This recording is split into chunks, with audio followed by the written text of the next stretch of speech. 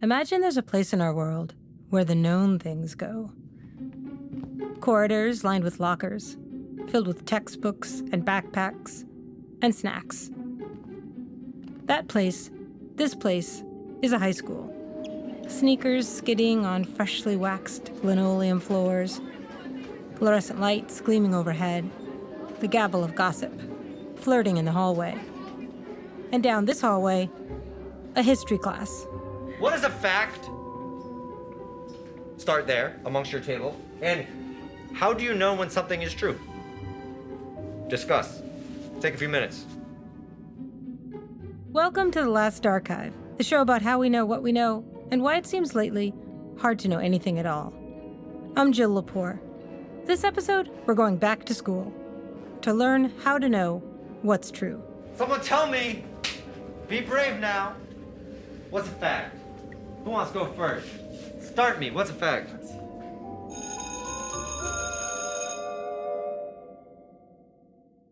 Benji Cohen teaches world history at Cambridge Rindge and Latin School, a public high school in Massachusetts, outside Boston. So we're gonna watch a thing, like 3 minutes long. You have in front of you the transcript of it to use afterwards. One day last winter, he started his class by playing a campaign ad. Actually, a spoof of a campaign ad, in which a generic political candidate says meaningless things over stock footage and sappy music. Hello. It's me, candidate for president. A person with a face. A person whose hand gestures are definitely not weird. Here are a bunch of different people, matched with career signifiers, like a helmet, a uniform, or a stethoscope, on the off chance that you identify with one of them. And here's a guy with a belly, a beard, and a hard hat.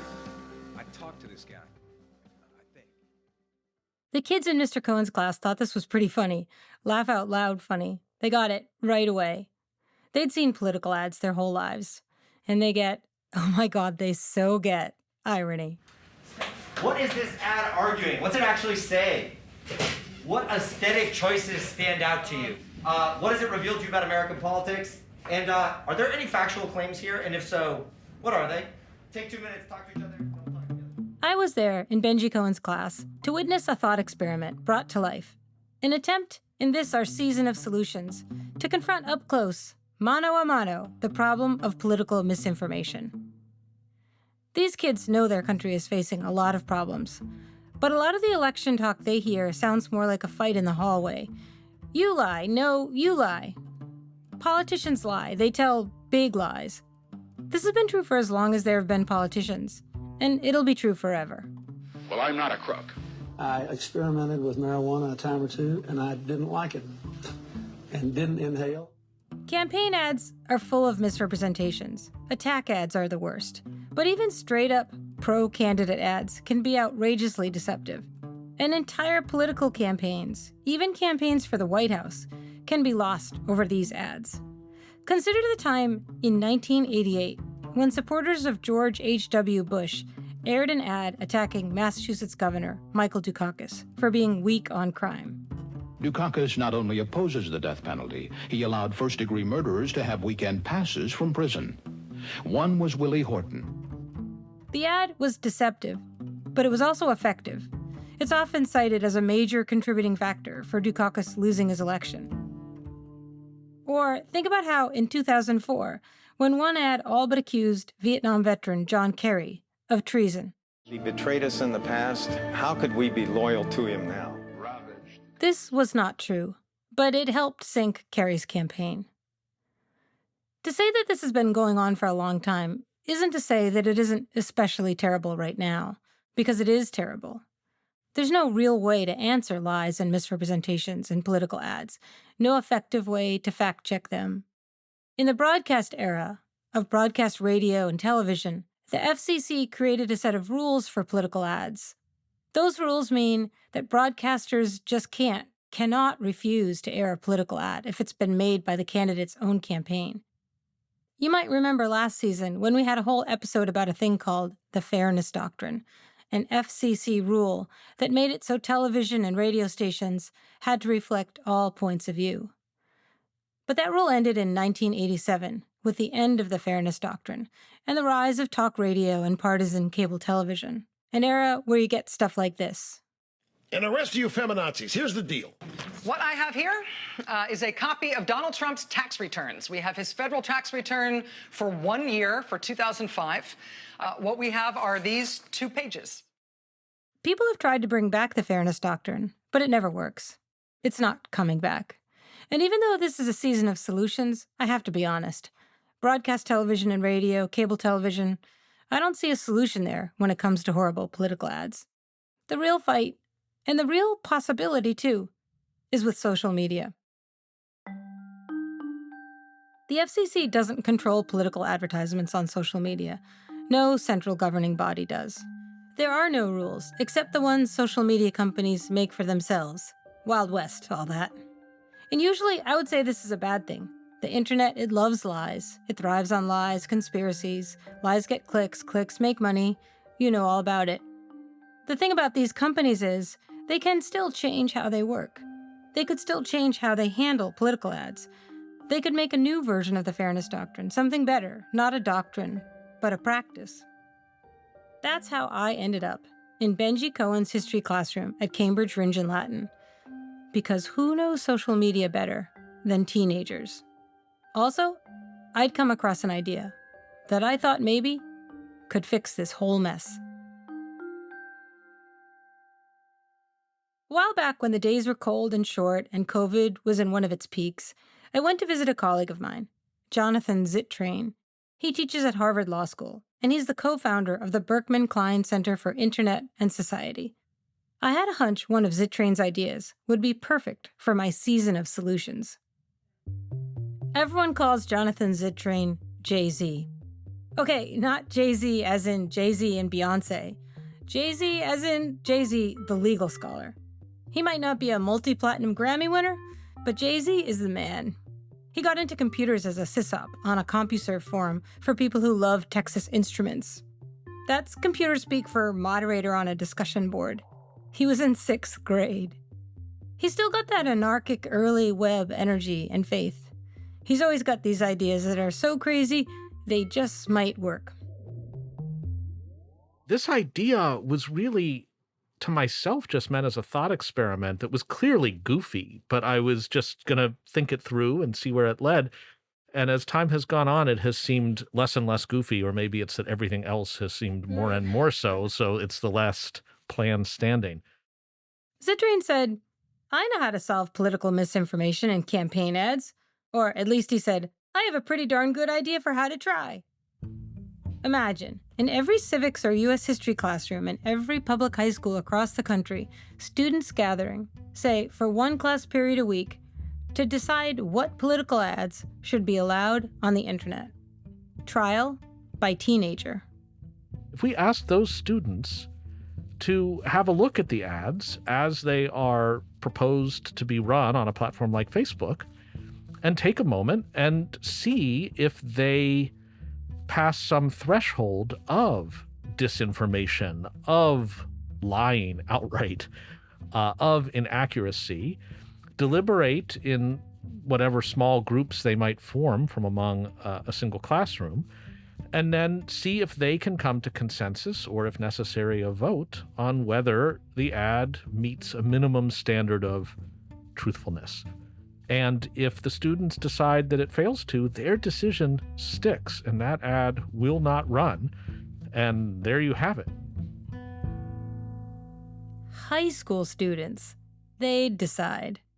Not only would you, it turns out, have enough high school students to actually manage the scale of the number of ads being lodged, but maybe you'd be in a position both to have their decisions respected, and you might be helping them exercise a muscle from the vantage of playing the role of an arbiter that could come in handy as they, in turn, become voters a year or two after these exercises. Yeah, I love that sort of two-for quality about it, right? That it both sort of resolves the question of should these ads be made available to the public, and how high school students can learn skills as citizens in a democracy. It also, because as I understood your proposal, you'd be grouping together students from different communities. Yes. Kind of anti-polarization or check against polarization is also maybe the forfer piece of I think the that's proposal. right for now. And you'd get the value of both the deliberations and, this is something you don't much get on a jury, asking the students to craft their reasoning. And it might be that some students would write in dissent, and that could be very useful. Yeah. There could be like a minority report. Exactly. Now, I think this is a fascinating idea and a really promising one, but I want to be very clear about what it's not. It's not a lark. It's not idle speculation or armchair quarterbacking. It comes from Jay-Z's very careful analysis of the problem with the internet and society. He described for me 3 different eras in that history. And the first era was one of what I'd call the rights era. Era 1, the rights era, where anything goes. Free speech. That era lasts through the early years of the internet and even the start of social media. In that era, you could say anything you wanted. There were no limits. A lot of people hoped, expected even, that the internet would strengthen democracy by democratizing publishing. And as you know, this isn't quite what happened. People started to revolt against this idea of free speech. And so Era 2 started around the year 2010, Jay-Z says. And he calls Era 2 the public health era. It's then that some kinds of speech came to be understood as harm, as if bad ideas are viruses. But a problem with the public health era is this: who decides which speech is harmful? The problem is that we don't even trust our public institutions, and it's not like we're trusting Facebook or Twitter these days so much. So whom would we want to wield the power to shape what we can and can't see? And that led to me thinking there might be a third era in the making, which is the era of legitimacy or process. Era 3, the process or legitimacy era. I think maybe it needs a better name. But Jay-Z's point is that in the era we're now in, we need to find a process, one that people respect as legitimate, that can start to reconcile the tension between rights arguments and public health arguments. And so he says, what process do people still respect? Trial by jury. You say, gosh, what that jury decided doesn't seem like what I would decide from what little I followed that case, but they were there, they know, and that person who was judged by that jury got a fair spin, would be the idea of an ideal process. From there, Jay-Z came up with the idea of having a jury of high school students decide what political ads can and cannot get posted on social media. For Jay-Z, this scheme began as a thought experiment. I mean, I think it also came out of the fact that he was moderating content online when he was in 6th grade. But some of the best things ever invented started out as thought experiments. This high school thing, it had started as a thought experiment, but I told Jay-Z I wanted to actually do it. And then we both got excited because Jay-Z, well, he thought that if it worked, it might actually become a thing. If Mark Zuckerberg woke up one morning, or one of his primary deputies, and said, this would be a great idea, you could suddenly have a nationwide implementation rather quickly. That makes it very high stakes. That brings us back to our experiment. I put together a lesson plan, and I went to Ringe to test it out, to Benji Cohen's class. Back to school, right after the bell.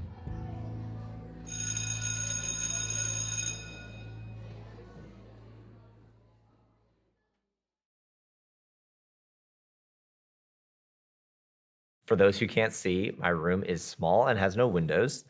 And so when I moved in, I was like, these walls are going to become tattooed. Benji. Mr. Cohen, Mr. C. At age 32, he's already a legend. Cohen's lean, he's a runner. In winter, he wears Chucks, All-Stars. Otherwise, sandals. He is killer at ultimate frisbee. Also, tennis. He tells the students they can gamble their grade on his serve.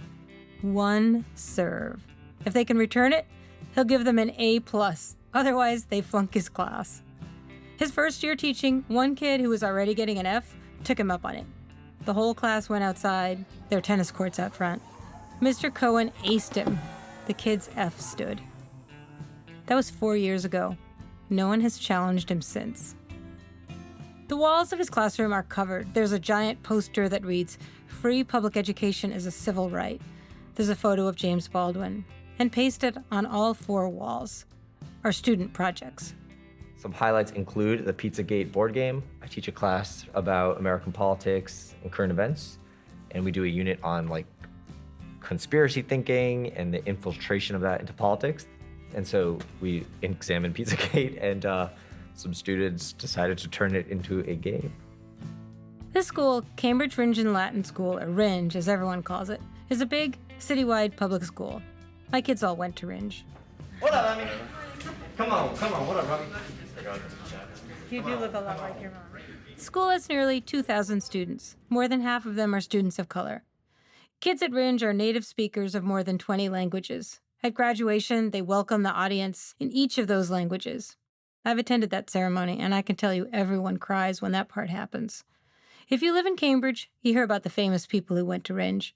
Patrick Ewing, Matt Damon and Ben Affleck, Casey Affleck, Bill de Blasio, NPR's Car Talk guys. They went to Rindge too. Benji Cohen, he went to Rindge. Anyway, it's a fantastic, amazing, hubbubby school. What's up, Tom?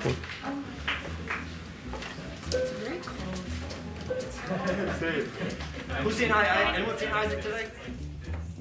The morning we went to Rindge just after MLK Day, the kids tramped in, winter coats, face masks, backpacks, looking a little sleepy.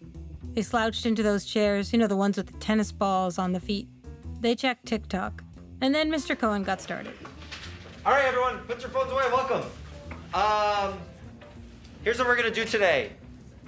Our guests are gonna introduce themselves, and then we're just gonna jump right in. Sound like a plan? All right, rock on. Let's do it. All right, good morning, everybody.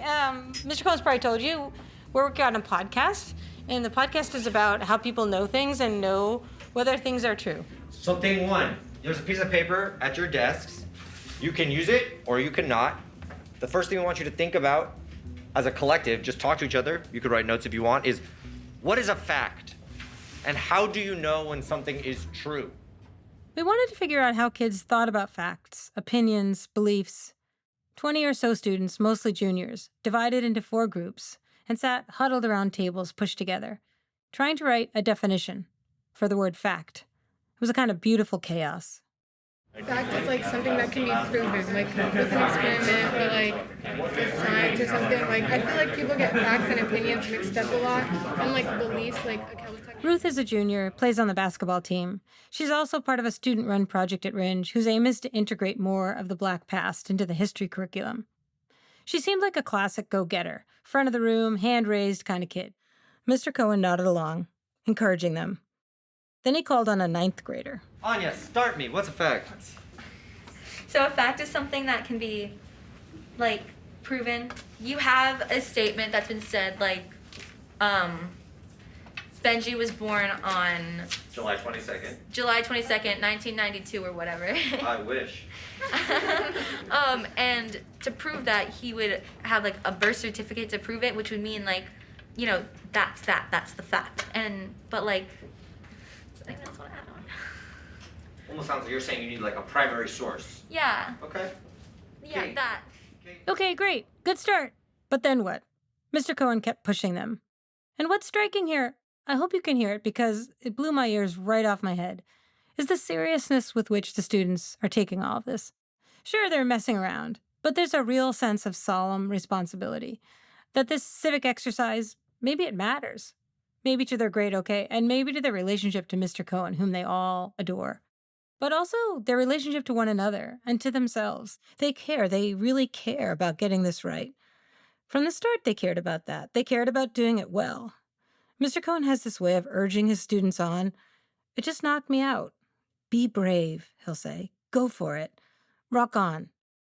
We're gonna rock with an example given from the back. I want to hear what everyone has to say. Okay, so Robbie trying to make trouble, starting in the morning. So here's the question. You ready? You ready? Is it a fact that on January 6th, Trump supporters went into the United States Capitol? Is that an established fact? And if so, how do you know? Go ahead. Yes, it is. So there's 2 parts of this. There's the went into the Capitol part and the Trump supporters part. As for the went into the Capitol part, we have video evidence showing that people were in the Capitol. And we also know that from that video evidence, those people appeared to be Trump supporters. It's a fact. Isaac, you just heard Isaac. He's a junior, member of the school debate team. He was sitting next to Robbie, who started the school hiking club. Robbie piped up next. I'm under the belief that, there's like a 100% true fact. It's just whether we know it or not. And me personally, I'm 99% sure that it actually was Trump supporters, but there's always a possibility that it's something completely different. I think at this point, it's not even whether or not you know it, it's whether or not you believe it. Robbie and Isaac and Zach, boys in the back of the room, kept ramping it up. In the mythology of the big city public school classroom, the boys in the back of the room would be leaning their chairs back, chewing gum, throwing wads of paper at the front. But Mr. Cohen knows. These kids are smart. So is fact just about belief? You're just accepting it? I'm on team that they must be this, and that's where it's true. Any other understandings of a fact, separate from that example? What else makes a fact a fact? Ari, go for it. Ari's a senior. He's in the school musical. I really liked George Orwell's 1984 when he was talking about whether the truth really matters. And of course it does matter to all of the characters, right? Like the final thing that they ask you to dismiss is the truth of your eyes and ears. Is a fact actually about majority acceptance? Is that what makes a fact a fact? No, no, because that goes directly contrary to the definition of facts that we've talked about before, which is a fact is something that can be basically verified with direct evidence. All right, that leaves us in a good place. Yep, a good place, with a working definition of a fact, and ready to apply that definition to some political ads. Mr. Cohen moved to that next. We're gonna watch 2 ads. These are, we'll see what actually happens. I think the Republican incumbent, meaning the guy who's currently the Republican senator in Wisconsin, it's his re-election ad. His name is Ron Johnson. And I think, fair to say, maybe the Democratic frontrunner to challenge him. So you're gonna watch 2 ads in a row. Mr. Cohen's students were ready to be called to the jury. They'd be evaluating 2 internet ads from the same race for a Senate seat in Wisconsin. We picked Wisconsin sort of randomly, but this looked like an interesting race, and the goal of the first experiment was just to see how the kids thought about truth in advertising, see if they'd even be interested in this. So for this version of the experiment, we wanted to ask high schoolers to consider candidates from another state, campaigns they'd probably not followed or even heard of. First, the Democrat, Mandela Barnes. Excuses are nothing but a dead end, and expectations are something to be shattered. You can't see it, so I'll just tell you, this whole ad basically, Barnes is running, literally running, in track shoes and shorts. There are no idle hands here. No load we haven't carried. No one waiting for a handout or a free pass. But that hard work isn't paying off like it used to. My mom taught school for 30 years. My dad worked 3rd shift at the factory. When I think about their hard work, about everything that Wisconsin families have on the line, there's no option to tap out, no towel to throw in. Instead of changing our dreams, we gotta change the game. That's America at its core. In this state, our state, we were the first to ratify the 19th Amendment, giving women the right to vote. We were the first to protect the rights of the LGBTQ community. We are game changers. Okay, that's number 1. And here is number 2. Remember, the task of this jury is to watch and listen and look for assertions of fact, because afterward, they'll have to check them. So next we all watch the Republican incumbent's ad. This guy's running for re-election as Wisconsin senator. Our country is in trouble. Democrat policies have been disastrous for America. Open borders and a flood of illegal immigrants. The 2020 summer riots. Defunding the police. Lowering bail and not prosecuting criminals. The result? More crime. Human and sex trafficking. Record drug overdoses. Kenosha set on fire. A growing number of murders in Milwaukee. And the Waukesha Christmas Parade turned into a terrible tragedy. It feels like our country is being torn apart. That's not how it felt when I ran in 2016. Back then, I intended to serve a 2nd term and go home. But now, with the Democrats in total control, our nation's on a very dangerous path. If you're in a position to help make our country safer and stronger, would you just walk away? I've decided I can't. I'll stand and fight for freedom. I'm Ron Johnson, and I approve this message because I love America and Wisconsin just like you. So the students watched the two ads, Ron Johnson, Mandela Barnes. Then we handed out transcripts of what the candidates had said, line by line. And Mr. Cohen divided the class into two groups, one for each candidate. So, y'all handle Ron Johnson, y'all handle Mandela Barnes. Listen close. One, using those sheets in front of you, does your ad have statements of fact? Find out which ones are true. Actually find out. Get a computer, look. One person. Is this ad useful? Is your ad true enough to be posted online by social media companies? Why or why not? Enjoy, have fun. Ron Johnson, Mandela Barnes, let's do it. I started out watching the kids who were evaluating Mandela Barnes' ad, the jogging Democrat. Ari, the kid in the school musical, jumped in first.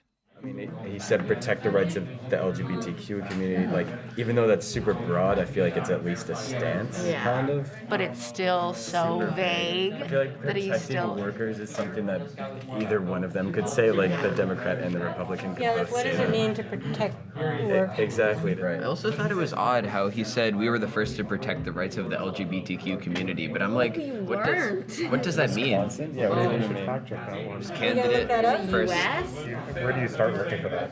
I'd say the 19th Amendment, because that's a pretty, you can either find out if that's correct or not. Who ratified the 19th Amendment? It's okay, they only had about 20 minutes to get this done, but they took out their phones and started searching, looking for places to catch Mandela Barnes in an error of fact. Teenagers are pretty good at the art of the takedown. The first thing, by nps.gov, June 10th, 1919, Illinois, Michigan, and Wisconsin became the first states to ratify the amendment. Okay, so all at the same time. So maybe technically Wisconsin was among the first. Among the first, but... Well, maybe his we statement, or if we make it vague enough, he's like we as in like all of the states that did it with them, you know? Or maybe within 1919, Wisconsin was first on the calendar? No, I think there's other... I left them mulling over that one. Then I headed over to the group that was evaluating the Republican, Ron Johnson's ad. They'd gotten really interested in this one line listed on the transcript that we'd handed out, line 10, where the senator says, as part of a list of things that are wrong with America, Kenosha set on fire. Mr. Cohen got them started. Okay, I want one of you to explain how we've just gone through this, thinking about line 10. So start from the beginning. When we looked at the lines, before we unpacked line 10, Kenosha set on fire. what did we think? Was Kenosha set on fire? Were there fires in Kenosha? Fires? Right, I'm just looking at his line here, right? He says Kenosha set on fire. If we Googled right now, was Kenosha set on fire, what would we find? Well, I guess Peter's doing it right now. He can tell us in a moment. What I'm getting at is there a fact here, but there's something missing in the fact? Kenosha may have been set on fire, but like, what is missing here? The context. Context. Who set it on fire? Who set it on fire? Why it was set on fire? The context. That feels valuable information, right? Yeah. The students did a bunch more Googling, close reading of the transcripts of the ad, checking facts. This much was clear. For this experiment to really work, students would need more time, not just one class period, maybe more like a week. I have an idea. That's Ruth again, stepping in to save the day and come up with a possible verdict. I feel like it could kind of be a good idea to like show both perspectives at the same time, because I know like for example, the first slide could be this, and then the next slide could be like the other side of it. So Like then you the can Mandela get, Barnes. We yeah. see a little Ron So then you Johnson, can get a little two Mandela perspectives. Barnes. Yeah, so you can get two perspectives at the same time. And also like when you post this specific campaign on social media and stuff, there can be like a link for like different words like Kenosha, and then you click on it, and then like it takes you, and like you actually know facts. So it's just like you learn stuff all together rather than just like seeing one thing and then going with it. Like you're presented with both sides and like context as well. So this is a good idea, a really good idea. But it isn't a new idea. It is, in fact, the fairness doctrine, the classic way of navigating the murky waters where fact and opinion mix. Still, the idea was new to Ruth, and she came up with it in one class period. Up until this moment, I'd been wondering, would this experiment work? Would these kids get it? This was when I knew it was working. Soon, we'd get to hear their verdicts. Coming up after the break.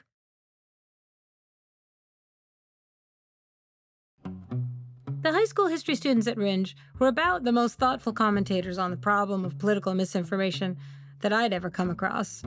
I could have listened to them forever. But Mr. Cohen knew the bell was going to ring pretty soon. He called everyone back together. Time for a final verdict. Both ads were true enough, the students said. Both could be posted on social media. Then Mr. Cohen asked a different question. Who is more honest, Mandela Barnes or Ron Johnson? In your opinion, who presents a more honest view of themselves as politicians? This turned out to be a really difficult question. For a minute, the kids were stumped. They hadn't thought about honesty. Robbie said, honesty is a political good. Maybe it really counts. And then when he started thinking about honesty and thinking about those two ads through that lens, the ads looked different. Johnson, the Republican incumbent, remember, and Barnes, his Democratic challenger. I could not predict what Barnes would vote for, which as a voter is most important to me. Barnes's thing is his ad is so generic that I don't know where he stands. Like, I don't know his base at all. I don't know how progressive he is. I don't know how moderate he is. I mean, the Democratic Party as a whole is like a huge spectrum. So specifically for Barnes, I feel like I get less of a read on him as a person than I do on Johnson. So even if I may agree with him more. So this question of personally, so this question of honesty, would you say Johnson is more like honest with Johnson is not more honest with himself, he's more honest with his policy. I don't know who Johnson is as a person, and I never will, but at least I will know what he's gonna vote for. And with that, the class was just about over, and it was time to head off to calculus and Spanish and band. But before we stopped recording, Mr. Cohen asked one last question, just before the bell rang. He wanted to know, if this actually happened, if high school kids were actually tasked with vetting political advertisements, would these kids want to take part? How should social media companies decide whether stuff is true enough to be posted? Which one of you is going to be brave? Talk to me. Come on now. Look at you, Jairus. You're looking at me? Yeah. Cheris had been quiet for a while. Mr. Cohen was giving her an encouraging stare. Tell me, do you think it's good do you want the responsibility as a citizen in democracy? No, not necessarily. I don't know if I should have that much of a say of how social media companies, dictate what they do. I don't know if that's really all that. Then everyone had an opinion. Honestly, no one knows social media better than teenagers. The social media companies shouldn't be in charge at all. They have way too much to gain. I don't know if it should be teenagers, but it should just not be social media companies at all. I feel like we definitely should be asking random people, random citizens, to be the fact checkers because they have no idea. I think that the reason that works for juries is because cases can take weeks and stuff. I don't want to spend weeks of my life deciding whether or not to flag a post with 30 likes on Facebook. Then a no-nonsense redheaded junior named Geffen jumped in. He jumped all in. I don't think that the social media companies should be deciding what's true and what isn't true. They shouldn't be controlling what we see. Diversity of thought is important. Shutting everyone down like Putin does, not so great. I don't support that. But of course it is their right to do it because it's their own business. Geffen, if you were to lean sort of all in, meaning the social media companies should just allow politicians to post whatever, don't regulate any of it, or don't allow any of it, where would you fall? They should not ban anything. Just let it all out. Yeah. Does anyone want it? No. No one wants to be that group who decides? Everyone shook their heads. Nah, they didn't want that responsibility. They didn't want to be making binding decisions for Facebook. Not Isaac, not Geffen, not Cheris, not Robbie. 20 students shaking their heads. I want to be about You want to? Yes. Hell yeah. If I got paid. You got paid? You get class credit for it. Yeah, you get an A. Oh, man. no. For an A. If I was kind of staggered to hear that these incredible students didn't want to be the ones deciding what political ads are true enough to go up on social media. They either thought someone else should do it, or it shouldn't be done, or they'd do it if they could get paid. Like me, Mr. Cohen seemed pretty crestfallen. He asked his students if, in that case, democracy is just screwed. Are you asking if, like, democracy as a cry. concept is, like, inevitably, like screwed? No. Yeah, it's like we're not gonna like be willing to like. But why? No, democracy as a concept isn't maybe Why? America. Who not but you? That's your job is to be like You're scientists. smart. You're making a scientific claim about something like the vaccine. Right? What else are you doing? Exactly. Homework, your essays, your personal manifesto. So if I don't assign you essays, you'll do it. Yeah, wait, it's not. Mr. Cohen was trying to make a deal with his students. No homework? Okay, look, how about a different deal? Mr. Cohen has that standing offer to all of his students. If a student can return his killer tennis serve, they get an A. So how about any student who can return Mr. Cohen's serve can skip this assignment and doesn't have to decide what political ads can go up on Facebook. But all you students who can't return that man's serve, it is on you. The kids zipped up their backpacks, grabbed their water bottles, and left for the next period. They'd issued their verdict. Their job was done.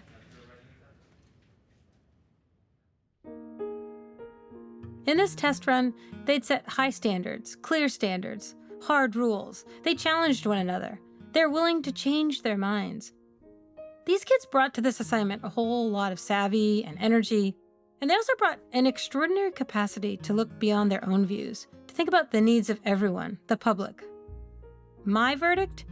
Jay-Z's idea for high school juries to be the final content moderators of political ads online is even more brilliant than I thought.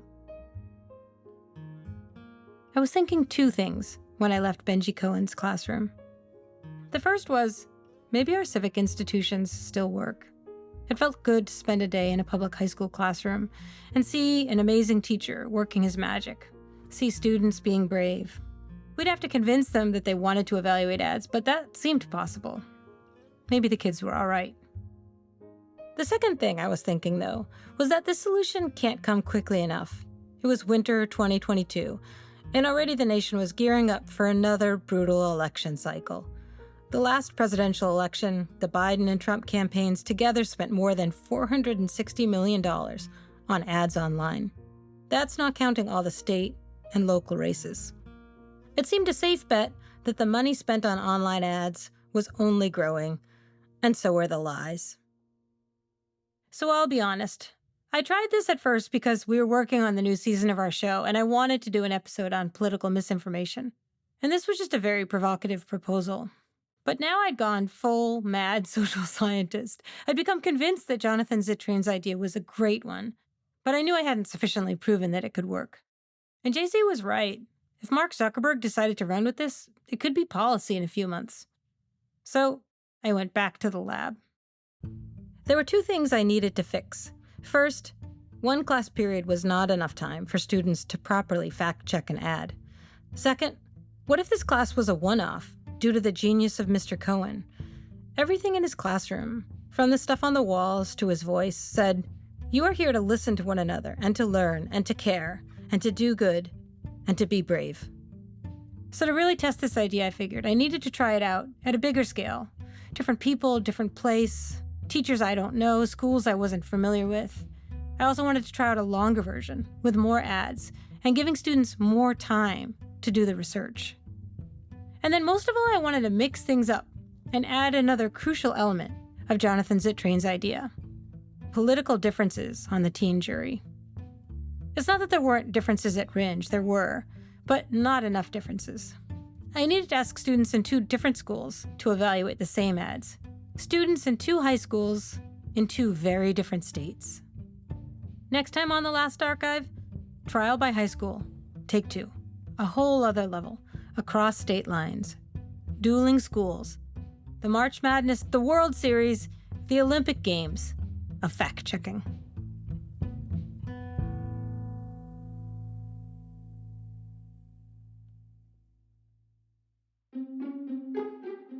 The Last Archive is written and hosted by me, Jill Lepore. It's produced by Sophie Crane, Ben Nadafhafri, and Lucy Sullivan. Our editors are Julia Barton and Sophie Crane, and our executive producer is Mia Lobel. Jake Gorski is our engineer.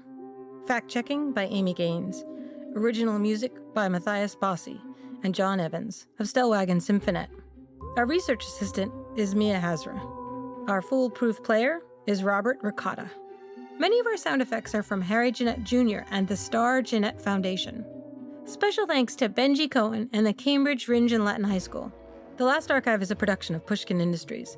If you love this show, consider subscribing to Pushkin Plus, offering bonus content like The Last Archivist, a limited series just for subscribers, and ad-free listening across our network for $4.99 a month. Look for the Pushkin Plus channel on Apple Podcasts or at pushkin.fm. If you like the show, please remember to rate, share, and review. To find more Pushkin podcasts, listen on the iHeartRadio app, Apple Podcasts, or wherever you get your podcasts. I'm Jill Lepore.